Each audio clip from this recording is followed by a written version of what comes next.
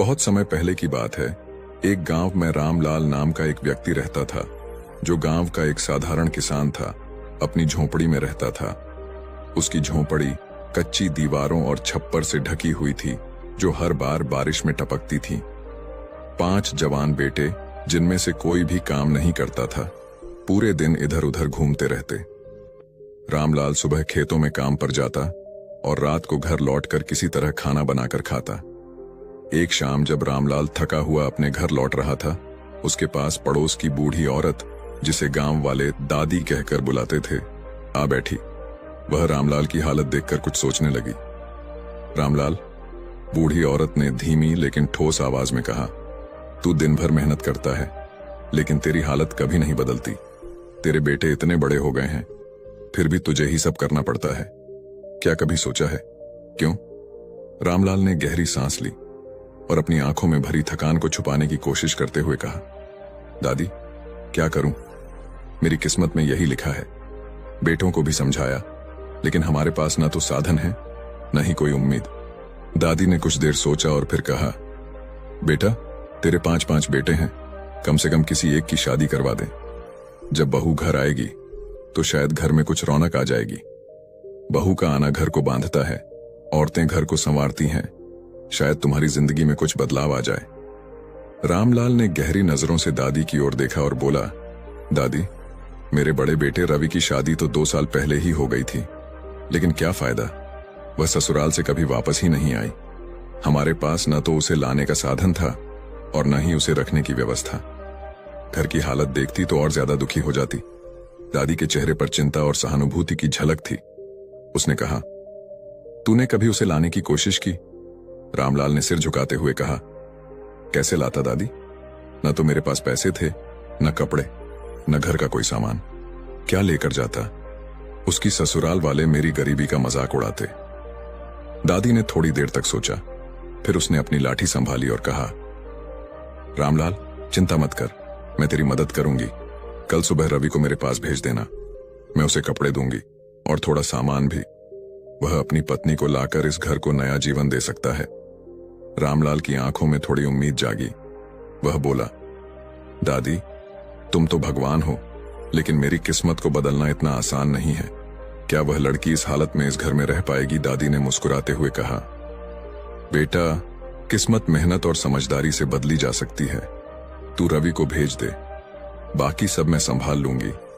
बहू आएगी तो घर में रौनक जरूर आएगी। बस तू हिम्मत मत हार।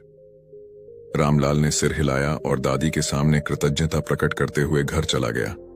सुबह सुबह रवि को बुलाकर रामलाल ने उसे सारी बात बताई। रवि पहले तो झिझका, लेकिन फिर तैयार हो गया। वह अपनी पत्नी को लाने के लिए दादी से कपड़े और थोड़ा सामान लेने दादी के घर चला गया। रवि, जो अक्सर अपने घर की गरीबी और संघर्ष को देखता था, आज कुछ अलग महसूस कर रहा था। उसने अपने पिता से सुना था कि बूढ़ी औरत ने उसे अपनी पत्नी को ससुराल से लाने के लिए कपड़े और सामान दिए हैं, लेकिन रवि का दिल थोड़ा घबराया हुआ था। वह सोच रहा था, क्या मेरी पत्नी सच में इस घर में खुश रहेगी? क्या वह इस गरीबी को सह पाएगी? लेकिन फिर उसने एक गहरी सांस ली और खुद से कहा, मेरे पास अब कोई विकल्प नहीं है। अगर मुझे अपने घर में रौनक लानी है तो यह कदम उठाना पड़ेगा। रवि ने जल्दी जल्दी तैयार होकर बूढ़ी औरत के घर पहुंचने के लिए कदम बढ़ाए। बूढ़ी औरत उसे बड़े स्नेह से मिली। उसके चेहरे पर एक संतुष्टि और निश्चिंतता थी, जैसे उसे विश्वास था कि रवि का परिवार एक दिन बेहतर होगा। उसने रवि को अच्छे कपड़े दिए, कुछ बर्तन और जरूरी सामान दिया और कहा, बेटा, ये सामान लेकर जाओ, अपनी पत्नी को ससुराल से लेकर आओ। घर में खुशहाली लाने का यही समय है। रवि ने कपड़े पहनकर और सामान लेकर ससुराल की ओर निकल पड़ा। रास्ते भर वह यही सोचता जा रहा था, क्या मेरी पत्नी यह सब समझ पाएगी? क्या वह मेरी गरीबी को लेकर मुझसे नफरत तो नहीं करेगी? रवि की ससुराल में उसकी पत्नी का स्वागत बहुत गर्मजोशी से हुआ। ससुराल वाले उसे देखकर खुश थे, लेकिन रवि की पत्नी को यह देखकर थोड़ी हैरानी हुई कि उसके पति के साथ आए सामान में कितनी कम चीजें थीं। उसने सोचा, क्या मेरे घर वाले यह सब देखेंगे? क्या वे मेरे पति की गरीबी को लेकर हंसी उड़ाएंगे? लेकिन ससुराल वालों ने उसे मनाया और कहा, तुम वापस आई हो, तो हमारा घर भी फिर से रोशन होगा। ये सामान थोड़े कम हैं, लेकिन हमारी खुशियां बड़ी हैं। 2 दिन ससुराल में बिताने के बाद रवि अपनी पत्नी के साथ घर लौट आया। दोनों को एक नया विश्वास मिला था, लेकिन पत्नी के मन में बहुत सारे सवाल थे। रवि की पत्नी ने घर लौटते ही देखा कि उसका घर बहुत छोटा था और यह कोई भी लड़की अपने सपनों के अनुसार नहीं चाहती। घर में कमरा भी छोटा था, रसोई भी साधारण थी, लेकिन सबसे बड़ी बात यह थी कि सब कुछ अस्त व्यस्त था। घर में कोई भी योजना नहीं थी, कोई भी व्यवस्था नहीं थी। जब रवि और उसकी पत्नी घर लौटे तो पत्नी ने देखा कि घर पूरी तरह से गंदा पड़ा था। बर्तन इधर उधर फैले हुए थे, रसोई का काम अधूरा था और बिस्तर भी अस्त व्यस्त थे। रवि और उसकी पत्नी के बीच चुप्पी छाई हुई थी। पत्नी ने सोचा, क्या यह घर मेरा है? क्या मैं यहां रह पाऊंगी? लेकिन उसने हार नहीं मानी। वह जानती थी कि घर को ठीक करना और यहां रहने के लिए कुछ न कुछ करना जरूरी है। उसने फैसला किया कि वह अपने पति से बात करके घर की सफाई शुरू करेगी। उसने धीरे धीरे घर के हर कोने को देखा, सफाई शुरू की और रसोई में बर्तन धुलने लगी। जब रवि खेत से घर लौटा तो उसने देखा कि घर पूरी तरह से बदल चुका था। बर्तन धोकर सफाई करके घर को सुंदर और व्यवस्थित किया गया था। घर के हर कोने में एक नई ऊर्जा महसूस हो रही थी। रवि की पत्नी ने कहा, अब यह घर थोड़ा सा अपने जैसा महसूस हो रहा है। अगर हम सब मिलकर कुछ बदलाव लाएंगे तो यह घर हमें खुशहाल बना देगा। रात को जब सभी परिवार के लोग एक जगह बैठे थे तो रवि की पत्नी ने सबको एक साथ बुलाया और कहा, देखिए, हम सब मिलकर इस घर को संवार सकते हैं। अगर हम इसे छोड़ देंगे तो यही हालत हमेशा रहेगी। हमें इसे सुधारने के लिए मेहनत करनी होगी। पहले घर की सफाई, फिर घर के काम, फिर अपनी फसल और व्यवसाय की ओर ध्यान देना होगा। रामलाल, जो पहले खुद को अपनी गरीबी का कारण मानता था, ने अपनी बेटी की बात सुनी और कहा, बिल्कुल बेटी, मगर हमारे पास तो साधन ही नहीं है। फिर भी अगर तुम्हारा विश्वास है तो मैं भी कोशिश करूंगा। रवि की पत्नी ने कहा, हमारे पास साधन नहीं है, लेकिन हमारी मेहनत और समझदारी से हम सब कुछ बदल सकते हैं। याद रखें, सच्ची मेहनत कभी बेकार नहीं जाती। रामलाल की आंखों में आंसू थे। उसने अपनी बेटी का हाथ पकड़ा और कहा, बिल्कुल, अगर हम सब एकजुट होकर मेहनत करेंगे तो यह घर हम सबका घर बनेगा। अगले दिन से रवि और उसकी पत्नी ने घर के सभी कामों में हिस्सा लिया। सबसे पहले रवि ने अपने भाइयों को बुलाया और उन्हें खेतों में काम करने के लिए प्रेरित किया। पत्नी ने घर की सफाई को रोज की आदत बना लिया। घर का माहौल अब बदलने लगा था। रसोई में हर चीज व्यवस्थित होने लगी। बर्तन अब कभी गंदे नहीं रहते थे और हर व्यक्ति अपने काम में व्यस्त रहता था। रवि की पत्नी ने खेत में नई फसल लगाने का विचार किया। कुछ समय पहले रामलाल के पास एक छोटी सी जोत थी जिसमें ज्यादा फसल नहीं उगती थी, लेकिन अब उसने अपनी पुरानी आदतें बदल ली थीं। कुछ महीनों में घर की स्थिति में बदलाव आना शुरू हुआ। पहले जहां घर में गंदगी और उदासी का माहौल था, अब वहां सफाई और खुशहाली का माहौल था। खेतों में अब अधिक फसल उगने लगी थी। रोटी पहले कम थी, अब भरपूर होती थी। रामलाल ने महसूस किया, बेटा, सच में जब मेहनत और समझदारी से काम किया जाता है तो किस्मत बदलने में देर नहीं लगती। रवि की पत्नी ने कहा, अगर हम सब एक साथ रहें तो गरीबी को भी दूर कर सकते हैं। हमारी सबसे बड़ी ताकत हमारी एकजुटता और मेहनत है। रवि के पिता रामलाल अब घर की स्थिति में बदलाव लाने के लिए हर रोज मेहनत कर रहे थे। उनकी बहू ने एक दिन उनसे कहा, पिताजी, आप हर दिन मेहनत करके काम से लौटते हैं तो कुछ न कुछ सामान जरूर लाया कीजिए। घर में हमेशा कोई न कोई चीज होनी चाहिए, नहीं तो घर में खाली हाथ आने से मन भी उदास रहता है। रामलाल, जो पहले ही अपने बेटे और बहू के अच्छे सुझावों से प्रेरित थे, यह सोचकर मुस्कुराए। ठीक है बहू, मैं आज से ऐसा ही करूंगा। अब रामलाल हर रोज काम से लौटते वक्त कुछ न कुछ लेकर घर आते थे। कभी वह घर की जरूरी चीजें लाते, कभी कोई छोटा सा तोहफा। घर में चीजें बढ़ने लगीं और सबको अच्छा महसूस होने लगा। लेकिन एक दिन वह बिना किसी सामान के लौटे। बहू ने देखा और पूछा, पिताजी, आज आप कुछ लेकर नहीं आए? रामलाल थोड़ा परेशान होकर बोले, आज कुछ नहीं मिला बहू, बस ये मरा हुआ सर्प ही मिला, इसे ले आया। रामलाल ने सर्प को एक कोने में रख दिया और अंदर जाकर खाना खाने लगे। लेकिन उसकी बहू सोच में पड़ गई। उसने सोचा, आखिर इस मरे हुए सर्प का घर में क्या काम। इस बीच आसमान में एक चिल गिद्ध उड़ता हुआ दिखाई दिया। उसकी आंखों में तेजी थी और वह दूर दूर तक अपनी नजरें फैलाए हुए था। अचानक उसकी नजरें उस झोपड़ी पर पड़ीं जहां रामलाल और उसका परिवार रहते थे। वह नीचे झांकते हुए देखता है कि वहां एक मरा हुआ सर्प पड़ा हुआ था। चिल ने इसे अपनी चोंच में पकड़ लिया और आसमान में ऊंची उड़ान भरते हुए उस मरे सर्प को अपने साथ ले लिया। लेकिन हवा के झोंके से चिल की चोंच में से कुछ गहनों का हार फिसल कर गिर गया। वह हार सीधे उसी झोपड़ी के आंगन में गिरा जहां रामलाल का परिवार रहता था। रामलाल की बहू, जो अभी भी सोच रही थी कि सर्प का क्या करें, अचानक हार को गिरते हुए देखती है।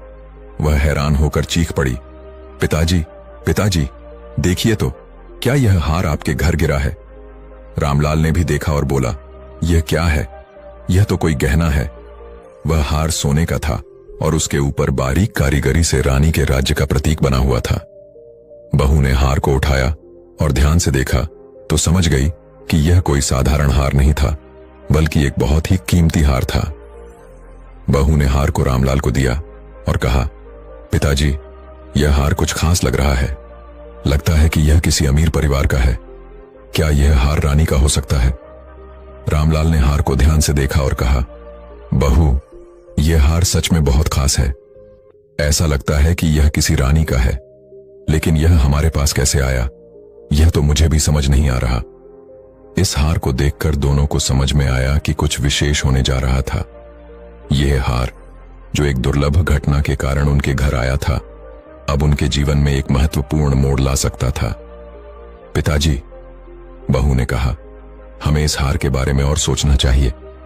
शायद यह कोई संकेत है और हम इसे रानी के पास वापस लौटा सकते हैं। रामलाल ने सोचा, अगर यह हार सच में रानी का है तो इसे वापस लौटाना हमारी इज्जत और हमारे आत्मसम्मान का सवाल होगा। हमें इस हार को वापस करने का तरीका ढूंढना होगा। अगले दिन रामलाल और उसकी बहू ने निर्णय लिया कि वे हार को रानी तक पहुंचाने का तरीका ढूंढेंगे। उन्होंने सोचा कि जब तक वे इस मामले में निपट नहीं लेते, तब तक किसी को इस हार के बारे में नहीं बताना चाहिए। लेकिन उनके पास अभी भी यह सवाल था कि हार रानी के पास कैसे पहुंचेगा। क्या इस हार का कोई गहरा राज छिपा था? क्या यह हार उनके लिए एक नई शुरुआत का संकेत था? यह सब सवाल अब रामलाल और उसकी बहू के मन में घूम रहे थे, लेकिन वे जानने के लिए तैयार थे कि इस हार के माध्यम से उनका जीवन कैसे बदलने वाला है। अब कहानी एक नए मोड़ पर पहुंच चुकी थी। रामलाल के घर में बदलाव आ चुका था, लेकिन उस बदलाव के पीछे उसकी बहू की चतुराई और सोच का हाथ था। एक दिन बहू ने अपने ससुर से कहा, पिताजी, अब मैं आपको एक योजना बताऊंगी जिसे लागू करने से हम पूरी तरह से बदल सकते हैं। रामलाल ने उत्सुकता से कहा, क्या योजना है बहू? बहू मुस्कुराई और बोली, आपको अब साधु का वेश बनाकर राजा के महल जाना होगा। वहां जाकर राजा से बात करें, क्योंकि मुझे लगता है कि वही हार जो हमारे घर आया है वह राजा के खानदान का है। वह हार उसकी बहुमूल्य धरोहर है और हमें उसे वापस करने का तरीका ढूंढना होगा। रामलाल हैरान होकर बोले, यह तो एक नया विचार है बहू, लेकिन आप सोचें, ऐसा कैसे होगा? अगले दिन रामलाल ने बहू की बातों को गंभीरता से लिया और साधु का वेश बनाकर महल की ओर निकल पड़े। रास्ते में वह सोच रहे थे कि यह योजना कैसी काम करेगी। वह महल पहुंचे और राजा से मिले। राजा ने उन्हें देखकर पूछा, तुम कौन हो और क्या चाहते हो? रामलाल ने अपना झूठा परिचय दिया और कहा, महाराज, मैं एक साधु हूं और मुझे आपकी चिंता का हल पता है। आपके महल में जो हार गायब हुआ है वह मेरे दिव्य दृष्टि से देखा है। राजा हैरान होकर बोले, तुम सच कह रहे हो तो यह बता कि वह हार कहां है? रामलाल ने बिना हिचकिचाए कहा, महाराज, वह हार आपके ही महल के पीछे है। एक चिल ने उसे उड़ा लिया था और वह आपको वापस मिलेगा, लेकिन उसके लिए आपको एक योजना लागू करनी होगी। राजा चौंकते हुए पूछा, क्या योजना है? रामलाल ने कहा, आप महल के पीछे के सैनिकों को हटा दीजिए। अगर आप ऐसा करेंगे तो कल वह हार आपको वापस मिल जाएगा। राजा ने सोचा, अगर यह साधु सच बोल रहा है तो यह मेरे लिए फायदेमंद होगा। और उसने रामलाल की बात मान ली। अगले दिन रामलाल और राजा महल के पीछे गए, जहां वह हार छुपा हुआ था। जैसे ही राजा ने देखा, वह हार सचमुच वहीं पड़ा था। राजा बहुत खुश हुआ और रामलाल से कहा, तुमने मेरा बहुत बड़ा नुकसान बचाया। अब तुम्हें जो चाहिए वह मुझसे मांग लो। रामलाल ने कहा, महाराज, मुझे कुछ नहीं चाहिए, बस मैं आपको एक सलाह देना चाहता हूं। इस साल धनतेरस के दिन राज्य में किसी के घर दिया नहीं जलना चाहिए, सिवाय मेरे घर के। राजा चौंकते हुए बोला, क्या? यह तो बड़ी अजीब बात है साधु। क्या तुम मेरी बात का मजाक उड़ा रहे हो? रामलाल ने शांत रहते हुए कहा, महाराज, यह बहुत महत्वपूर्ण है। अगर आप यह वचन पूरा करेंगे तो राज्य में कोई बड़ा संकट नहीं आएगा। राजा ने सोचा, जो वह कह रहे हैं वह सच हो सकता है, इसलिए मैं उनकी बात मानता हूं। राजा ने पूरे राज्य में घोषणा कर दी कि धनतेरस के दिन किसी के घर दिया नहीं जलना चाहिए, सिवाय रामलाल के घर के। धनतेरस की रात पूरे राज्य में अंधेरा था, क्योंकि किसी के घर दीपक नहीं जल रहे थे। लक्ष्मी माता, जो हमेशा धन और समृद्धि की देवी मानी जाती हैं, देख रही थी। जैसे ही वह राज्य में अंधेरा देखती हैं, वह वापस जाने लगती हैं। लेकिन अचानक उल्लू की नजर रामलाल के घर पर पड़ी। वहां एक दीपक जल रहा था। उल्लू ने देखा कि लक्ष्मी माता उसी घर में निवास कर रही थी। वह घर अब धन और सुख से भर गया था। लक्ष्मी माता ने रामलाल के घर को आशीर्वाद दिया और उसे समृद्धि से भर दिया। उसी रात रामलाल का घर एक झोपड़ी से बदलकर एक आलीशान महल बन गया। अगले दिन रामलाल और उनका परिवार यह देखकर चौंक गए कि उनका घर पहले जैसा नहीं था। वह सब कुछ नया और चमचमाता हुआ था। रामलाल ने बहू से कहा, यह सब तुम्हारी चतुराई का ही परिणाम है बहू।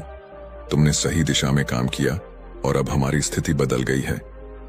बहू मुस्कुराई और बोली, पिताजी, अब आप राजा के पास जाइए और उनसे कहिए कि राजा जी, माफ कीजिए, मैंने यह सब सोच समझकर किया था। हमारे राज्य में एक बड़ी घटना होने वाली थी, लेकिन आपकी कृपा से वह टल गई। रामलाल ने सोचा, बहू ने सही कहा, मुझे राजा के पास जाकर अपनी बात रखनी चाहिए। जब रामलाल राजा के पास गए और यह कहा तो राजा खुश हो गए। उन्होंने रामलाल को खूब सारा धन दिया और आशीर्वाद दिया। अब रामलाल और उनका परिवार संपन्न हो गया।